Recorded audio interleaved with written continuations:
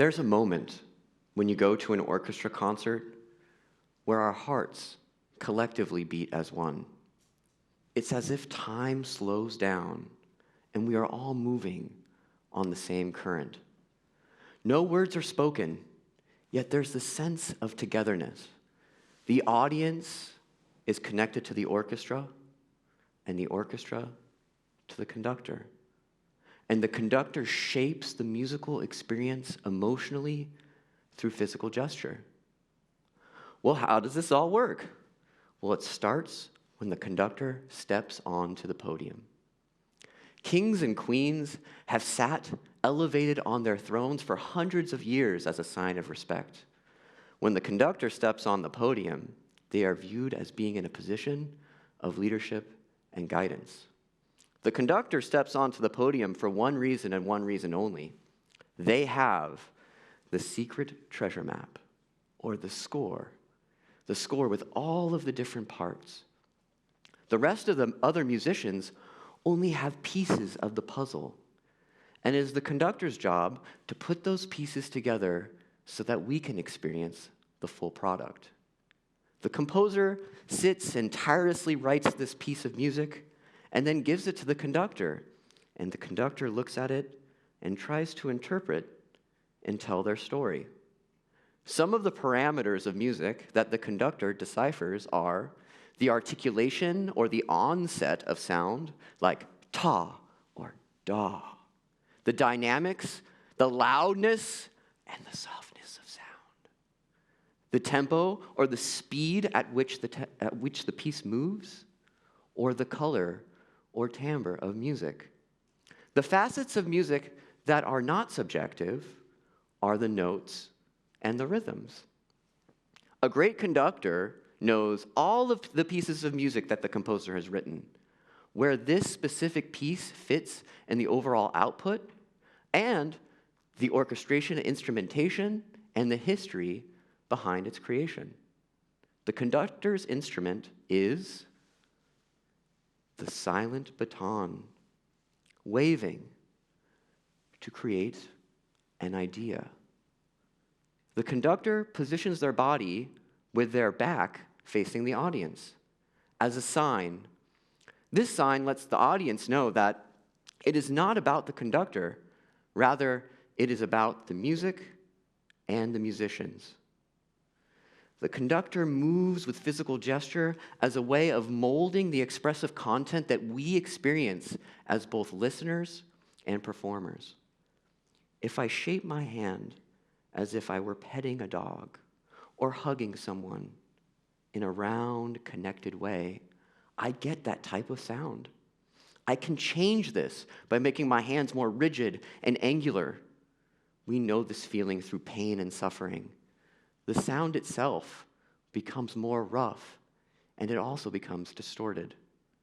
The conductor uses different zones of the body in the upper third. These zones include the arms, the forearm and elbow, the wrist, and the fingers. The zones correspond to the sound desired by the conductor. So, if the conductor wants a robust sound, they'll use their arms and their forearms. If they want a soft sound, they'll use the wrist and their fingers. A conductor's face describes the character of the piece that's being played. So, if the conductor smiles, the sound becomes lighter and brighter. If the conductor frowns and displays sadness, the sound becomes a little bit more dark and a little less articulate. The hands of the conductor are also mimicking exactly what we want, almost as a puppeteer. This space in front of our face is considered tranquil.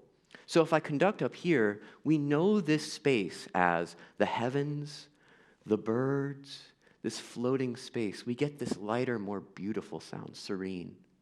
If I want a heavy sound, I can conduct from below the waist. We know this feeling through digging and picking up something extremely heavy. And through that, we can actually control the different gestures that we want to create. And so in doing so, the conductor uses their eyes. They say that the eyes are the windows into our souls.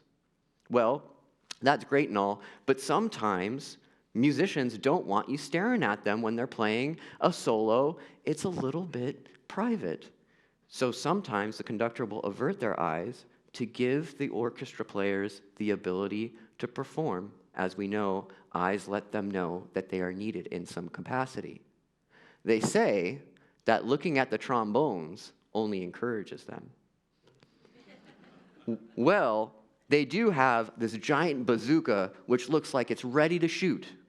Well, if the conductor knows that the trombones might unbalance the sound, they may choose not to look in that direction and encourage them. Imagine this, a percussion player that's sitting there in the back of the orchestra shaking, waiting to play the crash cymbal. For 50 measures, they're just counting. I might wait until right before they need to play before I look in their direction. Cueing has to be done based on the instrument being utilized. So, if I'm cueing, let's say, a tuba, which is a bass brass instrument, and I give a very soft gesture, the tuba player might not even make a sound. And the reason why is to play the tuba, you need a lot of breath support to vibrate the instrument and buzz your lips. So, in essence, that small gesture might be perfectly okay for a flute and oboe, but might not work out for an instrument that needs more of that air. And so, when we're cueing, we're also conducting. And this conducting and this bodily movement models the instrument that we're conducting. So for instance, string players, they play their instruments horizontally. So when I'm conducting string instruments, I move horizontally. And through mimicry, I show them exactly how I want them to execute playing their instrument. Wind players that breathe and blow into their instrument, and percussion players that strike their instrument need a vertical movement. And so, with all of that, the gesture becomes fundamental in the execution of the instrument. Conducting, the beat pattern, lets us know exactly where we are in a measure. I'm currently conducting a 4 pattern. Beat 1 is known as the downbeat because it comes down. Beat 2 and 3 create an equilibrium. So 2 goes to the left and 3 goes to the right. And 4 just takes us right back to where we started. You guys want to try it with me? Here we go. And 1, 2, 3, 4, 1, 2. Great job. So let's just say you have a player in the orchestra that is preoccupied. They're busy. They're looking at the music and they have something to work out. Well, when they look up, they see the blueprint of exactly where I am in the measure. So the conductor uses the right hand to show the beating and the left hand to shape, to cue, and to show all of the natural beauty of what's going on in the phrasing. So it is said that an orchestra player, an adept orchestra player, looks up at the conductor every other measure. So in 1,000 measures, they're looking up 500 times. Well, it's not like they're looking up and down all the time, creating neck pain, and then they got to go see a chiropractor, and they have all these problems later on in life. But rather, they place their stand in a neutral position where they can see the conductor, and they can see them in their peripheral vision. The conductor places their stand at waist level as to not invade the sight lines of their hands. And sometimes, the conductor will even conduct from memory without a score. Yikes. Breathing has a major impact on the climate of an orchestra in rehearsal and performance. If I want to create anxiety and I want to create a charged orchestra, I can breathe frantically. And guess what? It's a mirror. They will model me, they will breathe faster, and they will create the anxiety that I desire. However, I can also slow down my breathing, and in so doing, slow down my heart rate. So in a way, we are the puppet masters of the mood of orchestra members. Posture has a major impact on the sound of an orchestra too. When I stand straight, it resembles confidence, and when players can play their instruments effectively. That's not to say that if I curl my shoulders in and conduct like this, there is something about the character of long-lost love. And sometimes we do this to create that sound that we so much desire and want from the rest of the orchestra. The co-pilot for the conductor is the concertmaster. The concertmaster walks in and tunes the orchestra from the oboe. Well, that's not the only thing the concertmaster does. The concertmaster makes sound. I do not. I wave the silent baton. And what happens is a beautiful link happens in the orchestra. I suggest the concertmaster deciphers and plays, and the rest of the orchestra sees what's going on, and it's a game of telephone. They see, and they try to emulate what's going on. Well, as you can see, if there is a break or a link in this communication, it could be detrimental to the entire orchestra. So, what I like to encourage my musicians to do is to leave their personal baggage and issues outside. Why? Because we need to be blank canvases. Imagine Picasso painting on a canvas, but there's already things on it. How can it be fresh? How could it be novel? We want to be vessels to the music being played so that the music itself can speak and be bright and beautiful and make us all feel wonderful in this beautiful experience. Sometimes the conductor will wave their arms like this. Hey, look at me. Look at me, everybody. Well, the orchestra starts to see this and goes, there's no vital information being given. This person is seeking attention. In fact, they're crying wolf. The truth is, orchestra members only need the nuts and bolts to be successful. So, if I am doing this, there's too much stimulation going to them. They need to see less. So what I will do is, I will conduct smaller. And right now, I have all of your attention. And the reason is because I sucked you in. And now that I have you lassoed, I can then move and show more. So don't conduct at the orchestra, but bring the orchestra to you. As a conductor, I'm a very passionate person, as you guys can see. And I'm very passionate about music and the music I select. But the problem is I sometimes feel like a salesman. I feel like I'm going, well, this piece is great. This piece is wonderful. You have to like this piece. When people go, whoa, wait a second. Come on. Every orchestral member has their own connection to the music.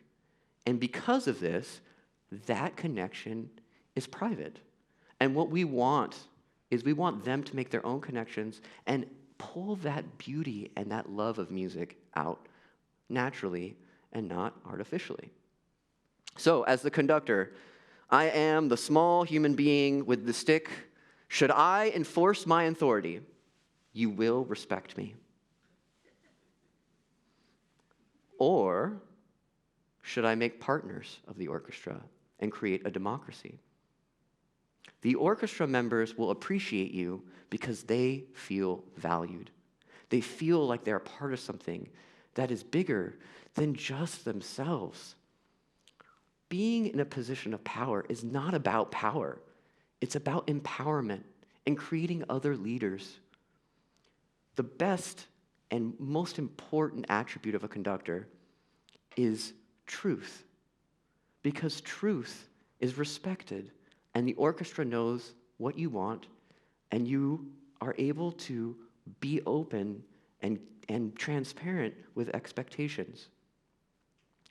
Another way the conductor makes connections, and actually a majority of the time they do, is not on the podium. It's off of the podium. 80% of the time, I'm not on the podium. I'm getting to know you, your hobbies, what your kids do, what video games you like to play, all the things about your life. And through that, I make little webs of connection so that when you're in front of me in the orchestra, we all have this beautiful symbiosis of connection. So we get to the concert. Why does it feel like the hair on the back of my neck wants to stand up? Why do I feel like I need to hold my breath as if not to interfere with the performance? Well, the reason is simple. Over 50% of the time, we experience emotion through nonverbal communication.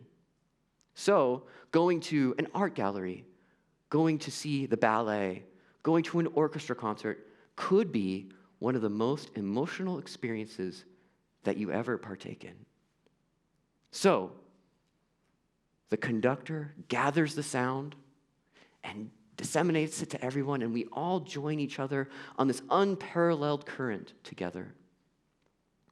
So what does the conductor do? They're the leader. They enforce their authority. They select the music. The conductor only does one thing, and that is to inspire. Art is subjective and idiomatic to each person. It is about discovery. And through that discovery, we find out what we like and we don't like. And what happens is we come together and we connect with different backgrounds, different religions, different ethnicities, different genders, and we create this beautiful living organism, a microcosm of our community. And we show that we can work together collectively. And through this, people come and it makes the orchestra a viable part of our community, and in so doing, making the world a better place. Thank you.